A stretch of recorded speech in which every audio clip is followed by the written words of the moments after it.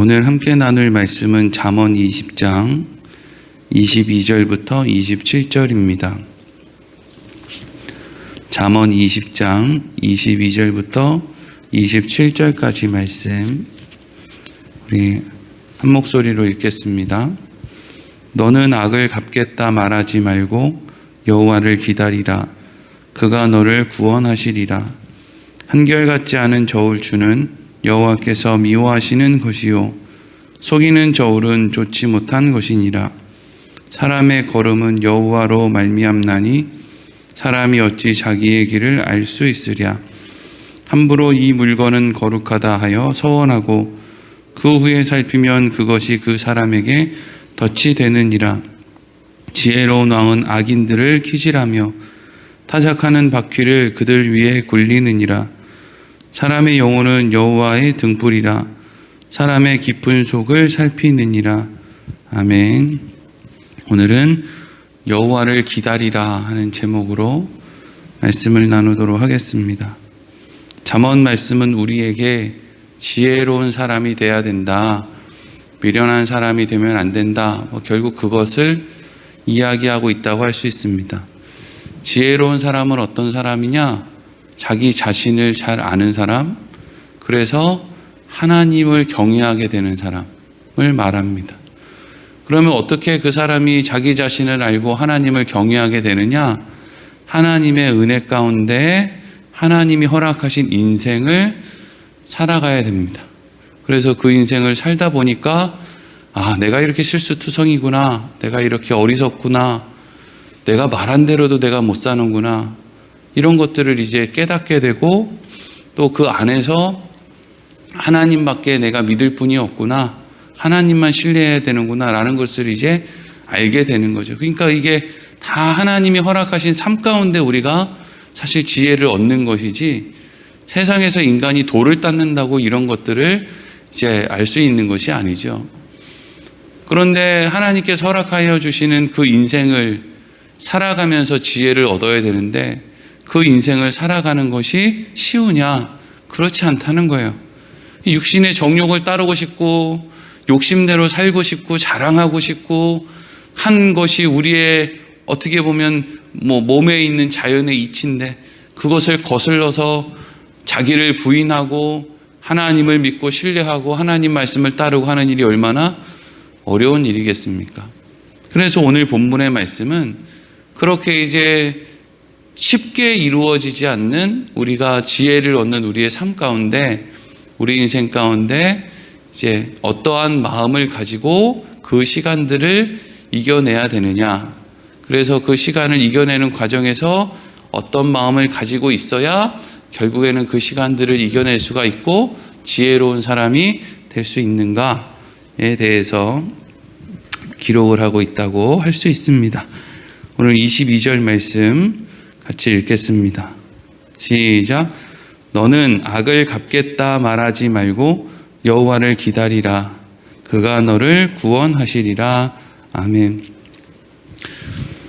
이 세상을 살아갈 때 자기의 욕심, 정욕을 따르지 않고 세상 사람들과 다른 모습으로 하나님을 믿고 신뢰하며 나보다 다른 사람을 나은 존재로 여기고 양보하고 이렇게 살면은요, 그러한 삶을 살고자 하는 사람에게 가장 먼저 찾아오는 것은 하나님의 놀라운 은혜와 축복이 아니고 주위 사람들이 나를 이용해 먹으려고 한다는 겁니다. 어렵죠. 여러분, 교회가 어려운 이유는 교회는 사랑이 가득한 사람들만 오는 게 아니라 세상에 지치고 힘든 사람들, 예수가 필요한 사람들이 오는 건데, 교회를 바라보는 세상의 사람들의 시선은 교회는 사랑 있는 곳이잖아 라는 식으로 접근을 한다는 거죠.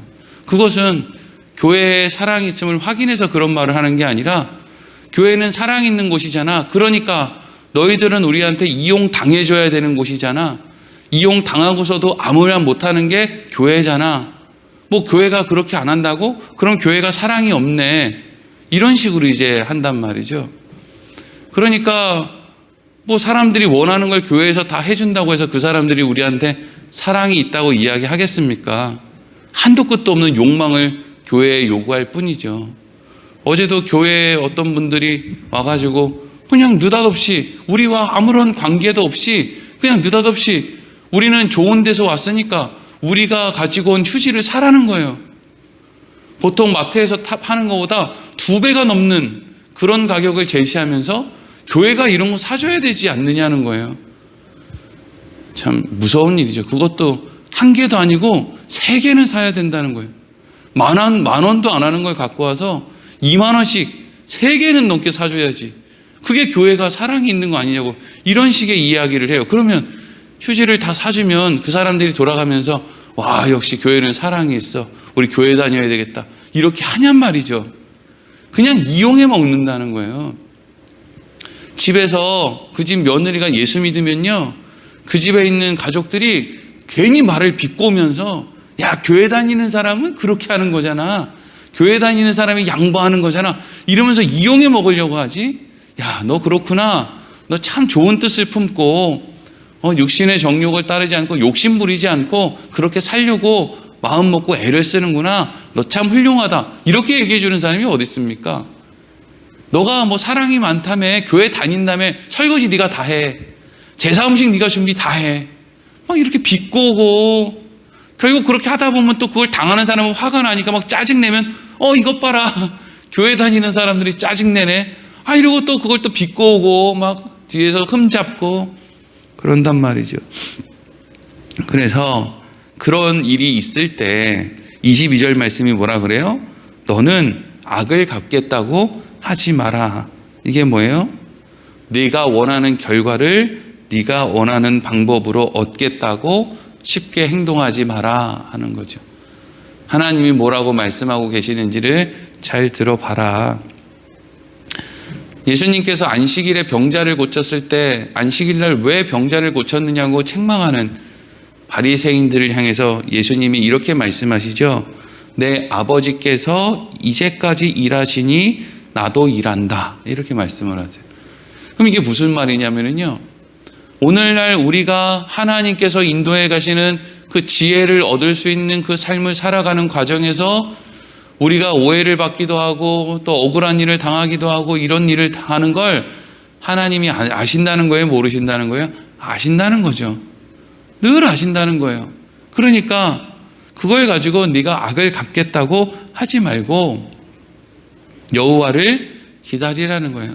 하나님의 방법을 기다리라는 거예요. 너무 무리가 되지 않는 선에서는 당해주기도 하고 아는데도 모른 척 속아주기도 하고 그렇게 하라는 거예요. 하나님이 다 아신다, 갚아주신다, 그런다는 거죠. 망하지 않는다 하는 거예요. 그러면 우리는 왜 억울한 일을 당해도 그것을 우리가 생각하는 대로 갚아주지 않고 기다려야 되느냐? 23절 말씀을 같이 읽겠습니다. 시작. 한결같지 않은 저울추는 여호와께서 미워하시는 것이요 속이는 저울은 좋지 못한 것이니라. 아멘. 한결같지 않은 저울추라는 것은 기준이 흔들린다는 것을 의미하는 거죠. 어떨 때는 무겁게 재고 어떨 때는 가볍게 재고 또 속이는 저울도 기준이 이제 흔들리는 거예요. 그럼 좋은 저울은 어떤 거예요? 기준이 분명히 서 있는 거죠. 그래서 우리가 우리의 생각대로 어떤 결과를 얻기 위해서 우리의 방법대로 어떤 일을 하면 매번 같은 일에 대해서 같은 반응을 보이는 게 아니라 매번 그때그때 감정에 따라서 오늘은 이렇게 하고 내일은 저렇게 하고 오늘 기분 좋으면 뭐 하나 사주고 오늘 기분 나쁘면 막 가서 함부로 싸우고 이제 이렇게 하는 게 인간의 마음이라는 거예요. 그러니까 우리가 어떤 일을 할 때 한결같이 어떤 일을 하려고 하면 기준을 내 마음에 내 감정에 두면 절대 안 되고 그 기준을 어디다 둬야 되느냐?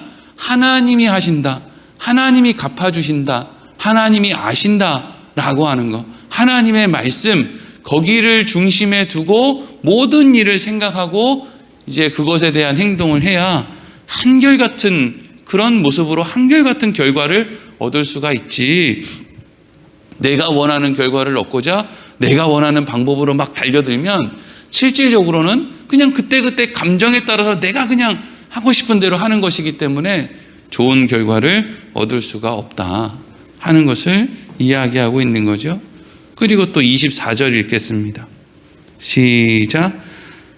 사람의 걸음은 여호와로 말미암나니 사람이 어찌 자기의 길을 알 수 있으랴. 아멘.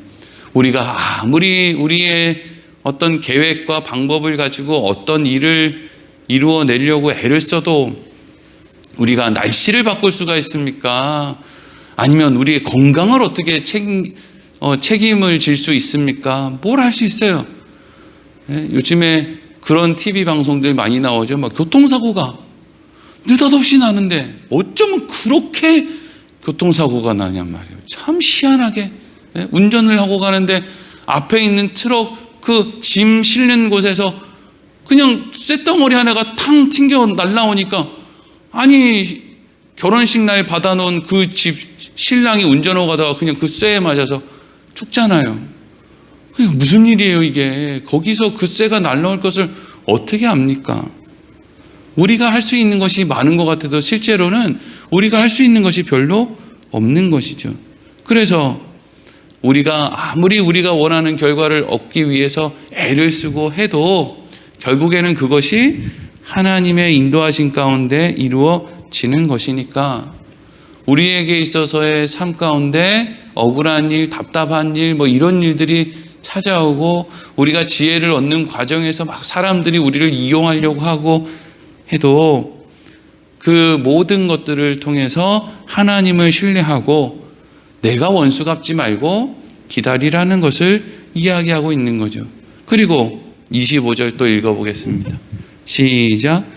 함부로 이 물건은 거룩하다 하여 서원하고 그 후에 살피면 그것이 그 사람에게 덫이 되느니라. 아멘.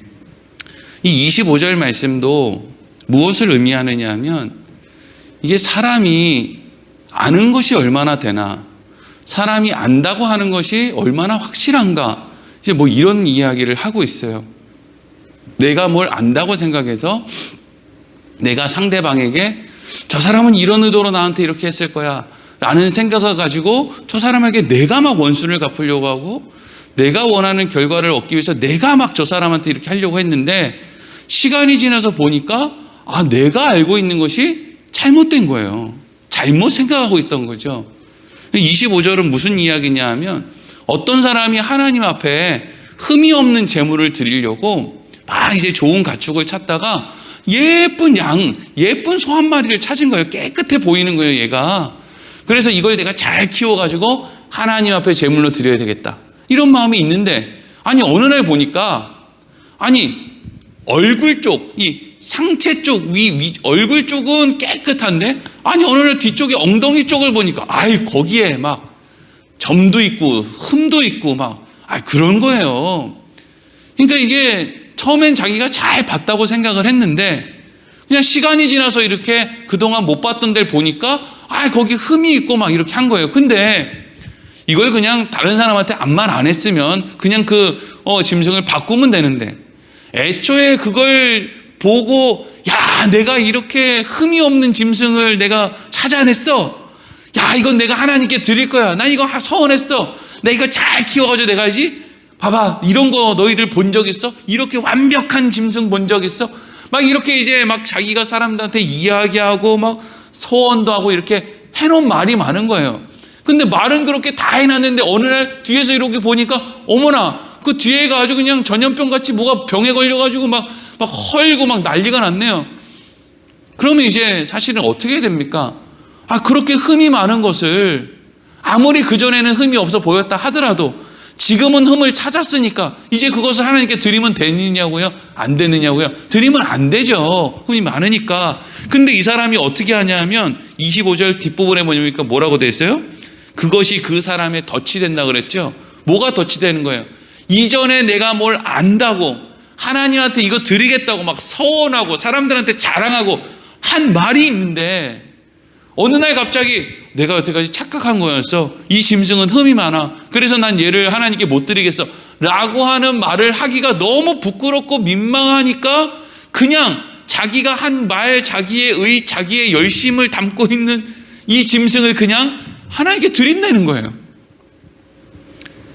그러니까 우리가 살아가다 보면은요, 이거 옛날에는 내가 이렇게 생각했는데, 지금 시간이 지나고 보니까 이게 이런 거였네 라는 식의 생각을 할 때가 있습니다. 옛날에는 제가 북한 사람들이 다 몸은 사람인데 머리는 늑대인 줄 알고 살았거든요. 근데 시간이 지나고 보니까 북한에 있는 사람들도 머리가 사람 모양이더라고요. 그거를 알고 북한 사람들 머리가 늑대라고 생각한 것보다 훨씬 더 깜짝 놀랐어요. 북한 사람들 머리가 늑대가 아니었어? 얼마나 어려서부터 그런 이야기를 많이 들었으면 북한에 사는 사람들 머리가 늑대인 줄 알았단 말이에요. 근데 알고 보니까 늑대가 아니더라는 거예요. 그러면 저 사람들 머리가 늑대가 아니야. 늑대가 아니고 오히려 저 북한에서도 지금 목숨 걸고 지하에서 예배드리고 하나님 믿는 사람들이 그렇게 많대. 야, 참 놀랍지? 북한에 있는 지하교회 교인들이 남한에 있는 교인들이 타락하는 이야기, 하나님으로부터 멀어지는 이야기를 듣고 그 사람들이 오히려 우리가 불쌍하다고 기도하고 있대. 이런 이야기를 듣는단 말이죠. 그러면 우리가 뭘 잘못 생각했구나. 북한에 있는 사람들이라고 다 똑같은 게 아니고 거기서 우리보다 더 신앙생활 잘하는 사람들도 얼마든지 있구나. 이렇게 마음을 얼마든지 고칠 수 있는데, 이게 해놓은 말, 내가 여태까지 생각했던 거 이렇게 그런 것들이 그냥 우리가 바른 것을 하려는 것들을 가로막는다는 거죠. 어떤 사람들이 내가 신앙생활 하는데 때로는 걸림이 되고 방해가 되고 뭔가 우리에게 문제를 주는 것처럼 다가온다고 하더라도 실질적으로 내가 그 사람을 다 이해하고 있는 것도 아니고 그 사람이 결국에는 우리에게 다시 좋은 방향의 것을 허락할지도 모르고 우리는 도대체 뭘 아느냐는 거예요. 근데 그런 것들을 마치 다 아는 것처럼 누가 그냥 한 번 보면 저 사람 나 방해할 사람이야, 한 번 보면 저 사람 나한테 유익하지 않은 사람이야, 이렇게 그냥 판단하고 하는 것이 좋지 않다라는 것을 말하고 있죠. 그리고 26절과 27절 같이 읽어보겠습니다. 시작. 지혜로운 왕은 악인들을 키질하며 타작하는 바퀴들 그들 위에 굴리느니라. 사람의 영혼은 여호와의 등불이라. 사람의 깊은 속을 살피느니라. 아멘. 지혜로운 왕이 악인들을 키질하고 타작하는 바퀴들을 그들 위에 굴린다라는 것이 무슨 말이냐면요, 지혜로운 왕은 악인도 이용하고 선인도 이용한다. 악인들이 가지고 있는 장점도 이용하고 선인들이 가지고 있는 장점도 이용해서 결국 그것으로 백성들이 잘 편안하게 행복하게 사는 일에 쓸 줄 안다는 거예요. 예를 들면 과거에 세종대왕이 한글을 만드는데 그때 한자 쓰던 사람들이 그렇게 모질게 반대를 하는 거예요.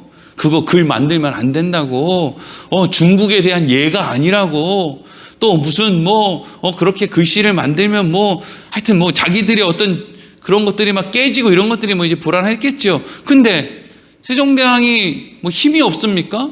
그러니까 마음 같아서는 내가 지금 한글 만들려고 하는데 반대하는 애들 다 없애. 이러면 간단하잖아요. 근데 그렇게 하는 것이 아니라 한글 만드는 걸 방해하는 사람들의 말을 잘 듣고 더 열심히 공격해, 더 열심히 잘못한 걸 찾아내. 그래서 오히려 그 사람들이 한글을 좋지 않게 보기 때문에 공격하는 것들을 잘 수용해서 더 좋은 글자를 만드는데 썼다는 거예요.